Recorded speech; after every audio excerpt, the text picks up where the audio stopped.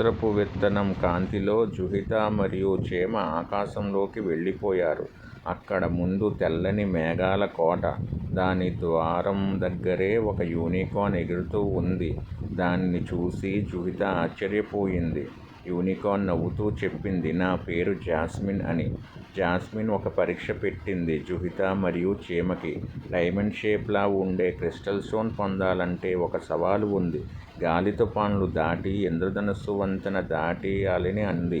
జుహిత మరియు చీమ ధైర్యంగా ముందుకు సాగారు. ముందు గాలి తుఫాను వచ్చింది. అది ఉరుములతో భీకరంగా ఉంది. తరువాత గట్టిగా వర్షం కురిసింది. జుహిత తన చెవిని మూసుకొని అలా ముందుకు సాగింది. చీమ గట్టిగా జుహితాని పట్టుకుంది.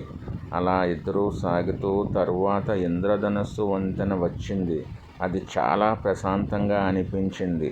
కానీ వంతెన ఇంద్రధనుస్సుల రంగుల వల్ల నడుస్తున్నప్పుడు కళ్ళు తిరుగుతూ ఉన్నట్టు అనిపించింది. కానీ జుహిత చాలా నిదానంగా నడుస్తూ ముందుకు సాగింది. చీమ కూడా గట్టిగా జుహితాని పట్టుకుని అలా ఇద్దరూ ముందుకు సాగారు. వారు వంతెన దాటగానే జాస్మిన్ వారిని మేఘాల కోటకి తీసుకుని వెళ్ళింది. అక్కడ డైమండ్ క్రిస్టల్ స్టోన్స్ కనిపించాయి. వాటిని తాకగానే జుహిత మరియు చీమకి రెక్కలు వచ్చాయి. ఎగిరే శక్తి వచ్చింది. అప్పుడు జాస్మిన్, ఇప్పుడు మీరే ఆకాశ వీరులు అంది. జాస్మిన్ బాయ్ చెప్పింది. జుహిత మరియు చీమ ఆకాశంలో ఎగురుతూ దూరంగా మెరిసే ఇంద్రధనస్సు సముద్రం వైపు వాళ్ళు పయనం సాగించారు.